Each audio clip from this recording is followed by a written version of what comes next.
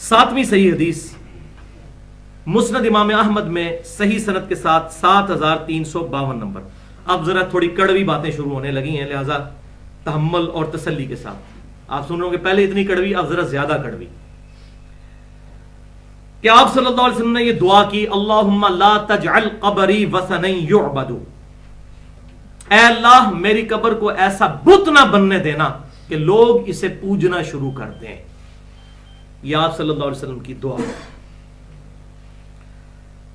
اور اسی کانٹیکسٹ میں 8ویں حدیث صحیح حدیث سنن ابی داؤد میں 2042 نمبر حدیث، جس سے آپ کو مزاج رسول صلی اللہ علیہ وسلم کا پتہ چل جائے گا کہ آپ صلی اللہ علیہ وسلم کا مزاج کیا تھا، جو میں نے پچھلی دفعہ بھی ڈیٹیل سے یہ بتائی تھی بات، کہ آپ صلی اللہ علیہ وسلم نے فرمایا کہ میری قبر پر میلہ مت لگا لینا، مجھ پر درود پڑھو، تم دنیا کے کسی بھی حصے سے درود پڑھو گے تمہارا درود مجھ تک پہنچ جائے گا، اللہ تعالیٰ خود پہنچا دے گا، لیکن میری قبر پر میلہ مت لگانا.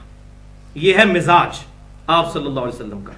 اس میں نے ڈیٹیل سے پچھلی دفعہ گفتگو کی تھی کہ یہ حدیث بالکل واضح ثبوت ہے کہ قبر رسول پر بس سلام عرض کریں اور آگے نکل جائیں. یہ جو لوگ لا علمی کی بنیاد پہ یا کسی بھی وجہ سے گھنٹوں وہاں کھڑے ہوئے رہتے ہیں اور باقی لوگوں کو قبر شریف پہ حاضری کا اور سلام عرض کرنے کا موقع نہیں دیتے اور وہاں پر لوگ منع کر رہے ہوتے ہیں، ان کو کہتے ہیں گستاخ ہے، یہ ظلم ہے. سلام عرض کریں اور باہر جا کے بیٹھ کے جتنا مرضی درود شریف پڑھیں، یہاں سے پڑھیں، اللہ تعالیٰ پہنچا رہا ہے ہمارا درود شریف. سلام عرض کریں اور تمام لوگوں کو موقع دیں وہاں پر حاضری دے کے اور باہر نکل جائیں اور پھر جا کر جتنا مرضی درود شریف پڑھیں، وہاں پر میلہ نہ لگائیں. اور اسی کانٹیکسٹ میں نے پچھلی دفعہ بھی بتایا تھا، یہاں بھی ریپیٹ کر دوں کہ یہ جو بات مشہور ہے، امام السبکی بھی امام ابن عدی کی کتاب الکامل سے یہ روایت انہوں نے نقل کر کے یہ بات کہہ دی. روایت کیا ہے کہ جس شخص نے حج اور عمرہ کیا اور پھر میری قبر کی زیارت کو نہ آیا، اس نے میرے ساتھ بے وفائی کی. تو میں نے کہا تھا کہ یہ کیسے ہو سکتا ہے آپ یہ بات کریں کہ بے وفائی کی، جو وہاں نہیں آیا. یہاں تو آپ فرما رہے ہیں قبر پر میلہ مت لگانا، سلام عرض کر کے فوراً وہاں سے چلے جانا ہے اور جا کے پھر آپ مسجد نبوی میں بیٹھیں، درود شریف جتنا مرضی پڑھیں. تو آپ صلی اللہ علیہ وسلم کبھی بھی اس قسم کی بات کر نہیں سکتے، اور اصول محدثین پر یہ پکی ضعیف روایت ہے. اور اسی کتاب میں جس امام نے یہ حدیث نقل کیا ہے، امام ابن عدی نے، ان کی کتاب جو ہے الکامل فی ضعفاء، اس کی جلد 4 صفحہ 74 پہ انہوں نے خود لکھ دیا کہ اس روایت میں ایک راوی ہے محمد بن نعمان، وہ کہتے ہیں یہ حدیث کا چور ہے. اب دیکھ لیں، اب یہ ظالم الکامل سے روایت تو بتاتے ہیں کہ امام ابن عدی ٹھیک ہے بہت بڑے امام ہے، کوئی شک نہیں حدیث کے امام ہے، وہ خود کہہ رہے ہیں کہ یہ حدیث کا چور ہے جو روایت بیان کر رہا ہے. پھر امام ابن حبان کہتے ہیں یہ کذاب ہے، جھوٹا. امام ذہبی کہتے ہیں کہ یہ روایت گھڑی ہوئی ہے. امام ابن حجر اسقلانی کہتے ہیں کہ یہ راوی متروک ہے جس سے حدیثیں لینا محدثین نے چھوڑ دی تھی. اب یہ اس کا سٹیٹس ہے. اسی طریقے سے سنن دارقطنی میں اور شعب الایمان میں ایک اور روایت ہے، جو شخص میری قبر کی زیارت کو آیا اس کے لیے میری سفارش واجب ہو گئی. اس کا مطلب ہے کسی نے شفاعت حاصل کرنی ہے تو اس کو لاکھوں روپیہ لگانا پڑے گا؟ نہیں. یہ تو آپ صلی اللہ علیہ وسلم کے مزاج حریص علیکم بالمؤمنین رؤوف الرحیم کے ہی خلاف ہے. میں آپ کو بتاتا ہوں شفاعت حاصل کرنے کا نسخہ جو آپ صلی اللہ علیہ وسلم نے خود بتایا. یہ جو روایت میں نے بیان کی جو قبر پہ آیا وہ سفارش واجب ہو گئی، اس میں موسیٰ بن حلال عبدی ایک مجہول ان نون لاپتہ انسان ہے. محدثین کہتے ہیں ہمیں پتہ ہی نہیں انسان کون ہے جو روایت بیان کر رہا ہے. اور امام بہیقی جو ہے وہ کہتے ہیں مجھے پتہ ہے لیکن یہ بندہ جو ہے یہ منکر الحدیث ہے، اس کی حدیثیں ایکسیپٹیبل. یہ سب سے بڑی جرح ہوتی کسی پر کہ اس کی حدیثوں کا انکار ہے، اور امام بہیقی نے یہ نقل کی ہوئی ہے شعب الایمان میں. اب یہ جو ڈاکٹر طاہر قادری صاحب کہہ دیتے ہیں اور باقی جی اپنے کو یہ ضعیف کہہ دیتے ہیں، تو امام بہیقی نے خود ہی کہہ دیا یہ منکر راوی ہے جس نے یہ روایت نقل کی تھی. تو جس نے سودا لگایا ہوا ہے اس کو پتہ ہے نا اپنے سودے کا. اب یہ بات کہتے ہیں جی پھر اگر تھی تو لکھی کیوں کتابوں میں؟ تو بھائیو قرآن پاک میں شیطان کا لفظ کیوں آیا اتنی دفعہ؟ اتنی دفعہ تو نبی صلی اللہ علیہ وسلم کا نام مبارک نہیں آیا جتنی دفعہ شیطان کا آیا ہے. تو کیا وہ احترام کے لیے ہے؟ صرف اس لیے ہے کہ اللہ تعالیٰ نے بتایا کہ تمہارا دشمن ہے، اس کی چالوں سے بچنا. اسی طریقے سے محدثین بھی جو اس طرح پبلک میں مشہور روایتیں تھیں وہ کتابوں میں لکھ کے ان پہ حکم لگا دیتے تھے تاکہ لوگ خبردار ہو جائیں کہ یہ چیز جو ہے وہ درست نہیں ہے. لیکن لوگ کیا کرتے ہیں، وہ اپنا ٹکڑا نقل کرتے ہیں اور کہتے ہیں یہ ہمیں حدیث مل گئی. تو اس میں پھر وہی بات کروں گا کہ پھر وہ المصنف ابن ابی شیبہ کا سیکنڈ لاسٹ چیپٹر ہے کتاب الرد علی ابی حنیفہ، 50 روایتیں ہیں اس میں، اور اس کا باب ہی انہوں نے باندھا ہے کہ یہ چیپٹر ہے ان احادیث پر مشتمل جس میں ابو حنیفہ نے رسول اللہ صلی اللہ علیہ وسلم کی مخالفت کی ہے. انہوں نے یہ نہیں کہا کہ اجتہادی غلطی لگی، ان کا مخالفت کی ہے.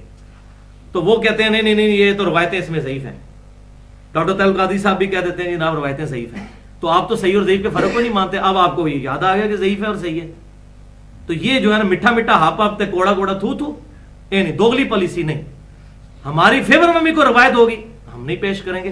مثلا مجھے ایک حدیث پتا ہے کہ سیدنا عمر فاروق رضی اللہ تعالیٰ عنہ نے چند لوگوں کو مسجد نبوی میں اجتماعی دعا انہوں نے کی تھی فرض نماز پڑھنے کے بعد، تو ان کو مارا تھا پکڑ کے کہ یہ نبی صلی اللہ علیہ وسلم سے اجتماعی دعا اس طریقے سے ثابت نہیں ہے، سوائے یہ کہ کوئی دعا کے لیے کہہ دے.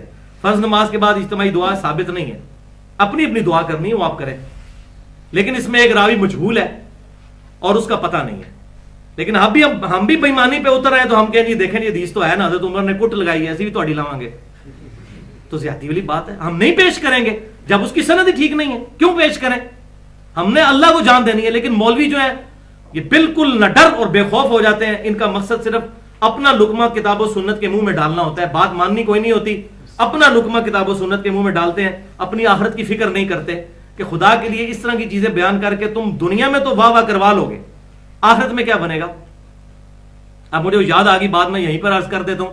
میں نے خود یہ لیکچر ڈاکٹر طیب القادری صاحب کا سنا. میں ان کو سنتا ہوں، کئی چیزوں سے مجھے اتفاق بھی ہے ان کی، ایسی بات نہیں ہے. اچھی بات جو کوئی بھی کرے ہم اس کی تصدیق کرتے ہیں. تو انہوں نے بھرے مجمع میں یہ بات کہی کہ یہ بتاؤ کہ درود شریف پڑھنا کس کی سنت ہے؟ تمام نے کہا جی اللہ کی سنت ہے، کوئی شک نہیں ہے.